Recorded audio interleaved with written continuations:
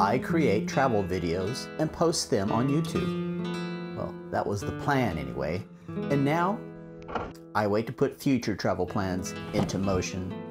So instead of sharing where I've been, I dream of a place I will someday go. And that place will be Real de Catorce. When? I don't know. Why? Now that's a story worth sharing. Well, as you can see, I'm back at the lake. It's been closed for a couple weeks, but as you can see, it's reopened. The Canadian geese have never left. But I come here for clear thoughts when I'm not mowing the lawn. This is where I can do some clear thinking. Hello, future travelers. My name is Andy. And for the past year, I've been traveling to different locations in Mexico, putting a spotlight on potential vacation destinations. Or for those people interested in maybe moving to Mexico, I give them an idea of what's out there. There's a lot of fantastic cities in Mexico. I want to start by thanking Jim. Jim is a Patreon member of mine, and you know, he floated an idea. It was a great idea. Since I'm not traveling, Jim recommended a future destination of mine. Post a video on what I'm going to expect, and then once I travel to that destination, post another video matching my expectations to what it's really like. So thanks again, Jim. And that location is Real de Catorce. How did I say that? Real de Catorce. Real de Catorce is a beautiful city. You're going to love the looks of this. I've never been, but one of my ancestors have.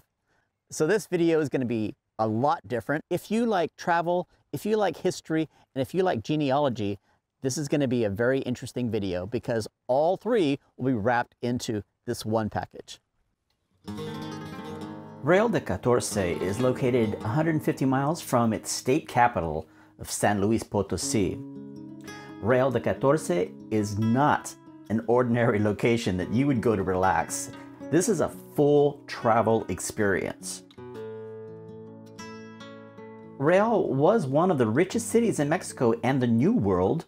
It was founded in 1779 when silver was discovered.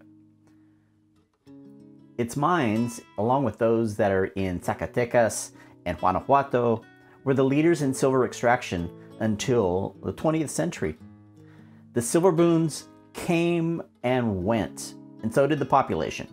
At most, the town inhabited around 15,000 people, and at least 250 people after the silver mines ran dry.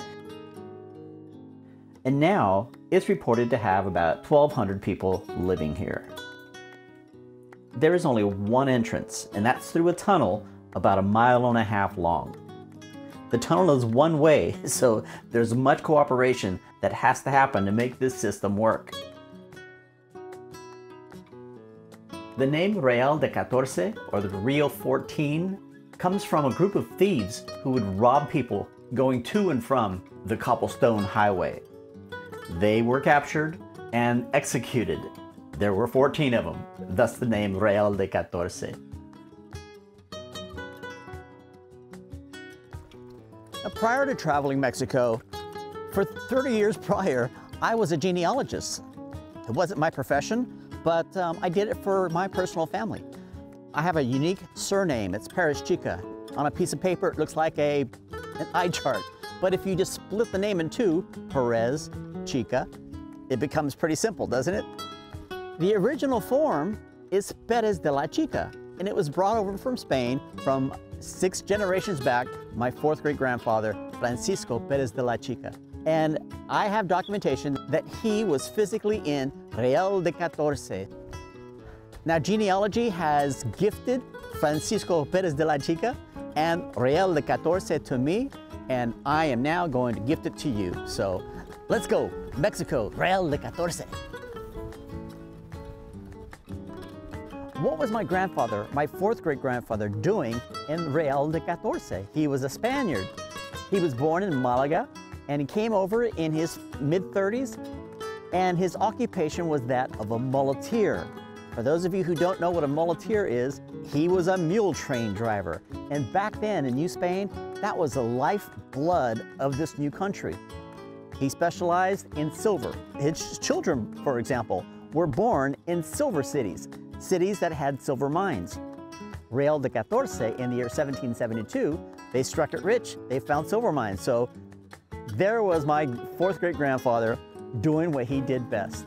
So let's talk about Real de Catorce. This document is the real reason why I'm headed to Real de Catorce. Because on the 19th of September in the year 1786, my fourth great grandfather at a young age of 32 filed a lawsuit. The lawsuit was against a woman named Juana Iturrieta over a lease of cuartones at the last bullfight. It's similar to a suite at a sporting event in modern times. Now, I don't know what the outcome was on this lawsuit because Francisco was a muleteer. His whereabouts were unknown. But what I do know is I can't wait to visit this bull ring and sit where I know my fourth great grandfather sat. Now, 2 years later, Francisco does reappear when he marries my fourth great grandmother, Maria Prisca Arellano. And this happened in the Kingdom of Güemes, the Colonia de Nuevo Santander, which in modern day is near the city of Victoria in the state of Tamaulipas.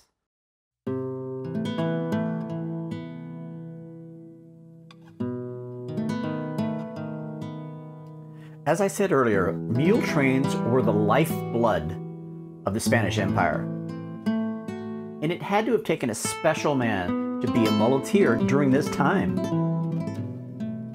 Muleteers faced a number of obstacles that were out of their control, like the weather, the terrain.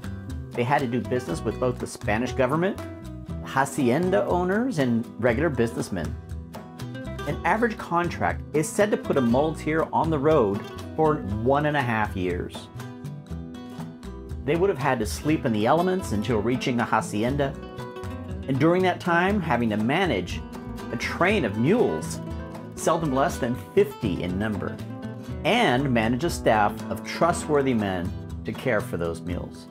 But my true hero was my fourth great grandmother, Maria Prisca Arellano, who raised their children while on the mule train trail, from their firstborn in the year 1790 until 1808, when she settled with her kids finally in what is now Aguascalientes. The revolution was fast approaching. The muleteer roads were becoming too dangerous. When Francisco was 64 years old, tensions were building between the Spaniards and New Spain's countrymen. Mind you, 2 years later was the start of the revolution. The hacienda that Francisco stayed was within 15 miles of a fort that had been in between battles and ownerships between the insurgents and the Spaniards. One morning, the king's troops approached this hacienda and arrested Francisco, who was suspected of being an insurgent himself. 2 days later, he was interrogated by a judge.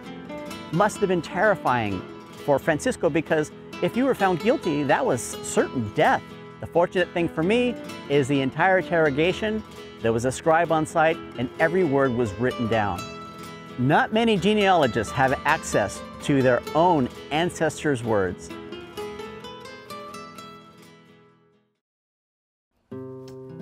Okay, well, thanks for watching. I gotta go now, so what? Oh, you wanna know what happened to Francisco? Okay, yeah.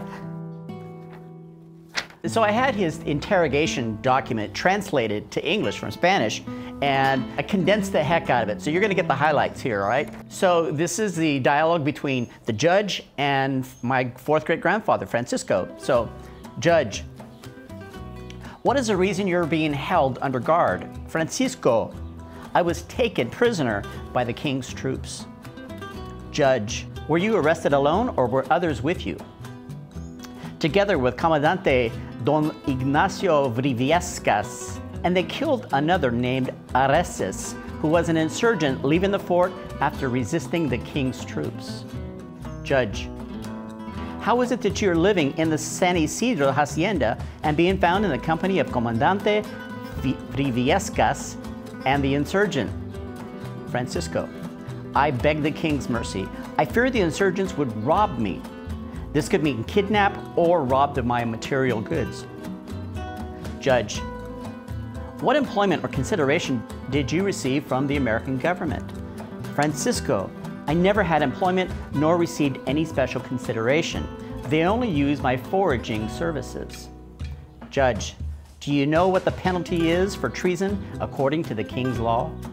Francisco: I know for sure it's death. So, Francisco Perez de la Chica's case was quickly deliberated upon, and fortunately it had a favorable outcome for him as he received a full pardon. He proved his innocence of any involvement with the insurgents. So while this was a fortunate turn of events for my fourth great-grandfather Francisco, I have not to date found any other documents of his existence after that day. And sadly, his wife, Maria Prisca, she died of smallpox 3 months prior to this date. She died on October 28, 1817. And I always wonder, was Francisco aware that his wife had passed?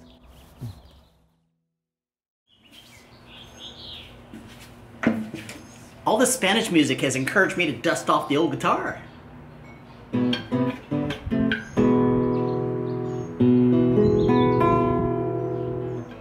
Maybe not.